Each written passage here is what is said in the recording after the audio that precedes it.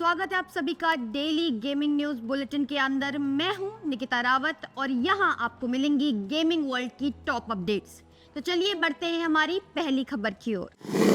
आज 5 सितंबर है, यानी कि एक ऐसे दिन की एनिवर्सरी जो Indian free fire gaming community काफी सीरियसली ले रही है। आज से करीब 1 साल पहले गरीना ने फ्री फायर इंडिया का कमबैक अनाउंस किया था और इस अनाउंसमेंट ने बहुत एक्साइटमेंट भी क्रिएट की थी। लेकिन आज भी हमारे पास इस कमबैक के बारे में कोई क्लियर अपडेट नहीं है। ये बात सच में समझ से परे है कि गरीना ने इंडियन ऑडियंस को अपने बारे में कुछ भी अपडेट नहीं दिया है। बहुत सारे ई स्पोर्ट्स प्लेयर्स और कंटेंट क्रिएटर्स ने अपनी स्टडीज छोड़ी और फैमिलीज के साथ कॉन्फ्लिक्ट्स के बावजूद फ्री फायर की दुनिया में अपना करियर बनाने का सोचा, जहां पूरा दिन वो लोग इस गेम के अंदर मेहनत करके अपने स्किल्स के ऊपर काम करते थे। उन्होंने अपनी जिंदगी को इस गेम के साथ जुड़े रखने के लिए बहुत बड़ा रिस्क लिया और अब उनका ये फ्यूचर अनसर्टेन लग रहा है। सवाल ये है कि गरीना अपने इंडियन प्लेयर्स को इतना वेट आखिर क्यों करवा रहा है? क्या इन लोगों की जो अपनी लाइफ फ्री फायर के लिए डेडिकेट कर चुके हैं, उनकी एफर्ट्स और पेशेंस की कोई वैल्यू नहीं है? ये जरूरी है कि गरीना अपने इंडियन गेमर्स को कुछ ट्रांसपेरेंट अपडेट्स दे और उनके कंसर्न्स को एड्रेस करे। हम सब ये उम्मीद रखते हैं कि जल्द से जल्द कोई क्लियर अनाउंसमेंट हो और फ्री फायर प्लेयर्स को क्लैरिटी मिले।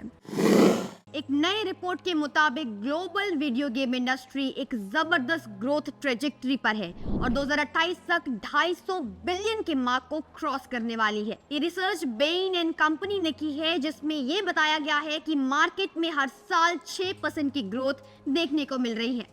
2023 में वीडियो गेम का रेवेन्यू लगभग 196 बिलियन डॉलर्स तक पहुंचा, जो स्ट्रीमिंग और बॉक्स ऑफिस सेल्स को मिलाकर भी ज्यादा है। इसका मतलब है कि गेमिंग अब मीडिया की दुनिया में एक मेजर प्लेयर बन चुकी है। अब वीडियो गेम सिर्फ कंसोल्स और पीसीज तक ही सीमित नहीं है। मोबाइल गेमिंग, क्लाउड प्लेटफॉर्म्स और वर्चुअल रियलिटी भी मार्केट को लीड कर रहे हैं। वीआर से लेकर कैजुअल स्मार्टफोन गेम्स तक गेमिंग का लैंडस्केप अब बहुत डाइवर्स हो गया है। बेन एंड कंपनी के मीडिया एंड एंटरटेनमेंट प्रैक्टिस के ग्लोबल लीडर डैनियल होंग ने कहा है, हम देख रहे हैं कि यंग लोग ज्यादा समय गेम्स पर स्पेंड कर रहे हैं और दूसरे मीडिया टाइप्स को कम देख रहे हैं।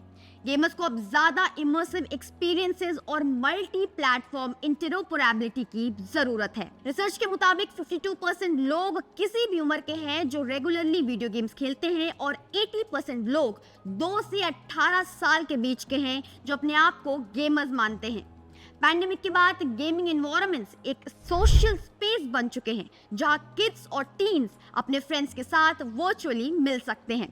एक नया ट्रेंड ये है कि अब गेम्स जिसमें यूजर्स को अपने एक्सपीरियंसेस को क्रिएट करने का मौका मिलता है, जैसे माइनक्राफ्ट और रॉब्लॉक्स, वो बहुत पॉपुलर हो रहे हैं। 79% गेमर्स कह रहे हैं कि वो यूजर जनरेटेड कंटेंट के साथ एंगेज करते हैं।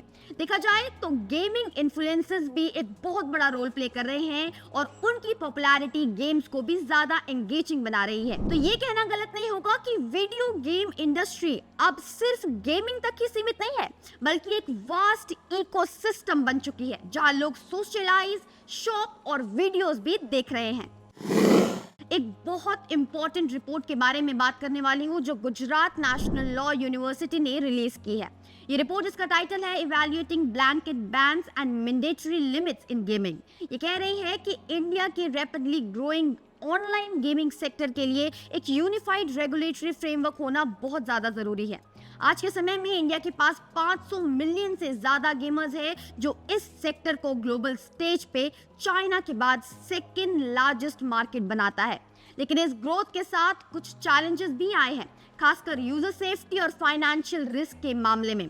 रिपोर्ट कहते हैं कि बिना कॉम्प्रिहेंसिव रेगुलेशन के यूजर्स वनरेबल हो रहे हैं। जेएनएलयू के रिपोर्ट में ये भी कहा गया है कि इंटरनेशनल जुरिडिक्शंस जैसे कि यूरोप और नॉर्थ अमेरिका ने लाइसेंसिंग प्रोसेसेस और गेमिंग ऑपरेटर्स के लिए ड्यूटी ऑफ केयर स्टैब्लिश किया है। इंडिया को भी एक ऐसे रेगुलेटरी फ्रेमवर्क की जरूरत है जो ऑपरेटर्स को लिमिट सेटिंग फीचर्स को इनकॉर्पोरेट करने की रिक्वायरमेंट प्रोवाइड कर सके, ताकि इकोनॉमिक ग्रोथ और यूजर प्रोटेक्शन का बैलेंस बनाया रखा जा सके।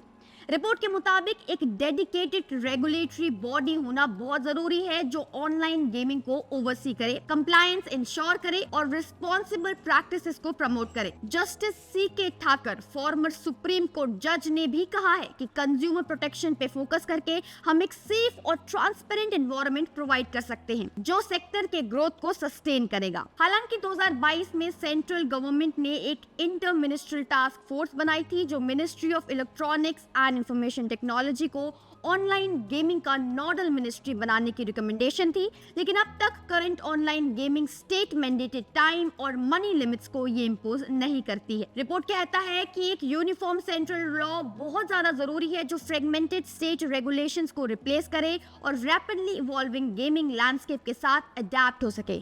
इसलिए ये रिपोर्ट एक क्लियर कॉल दे रही है कि ऑनलाइन गेमिंग इंडस्ट्री को रेगुलेट करने के लिए एक सॉलिड फ्रेमवर्क बनाना चाहिए।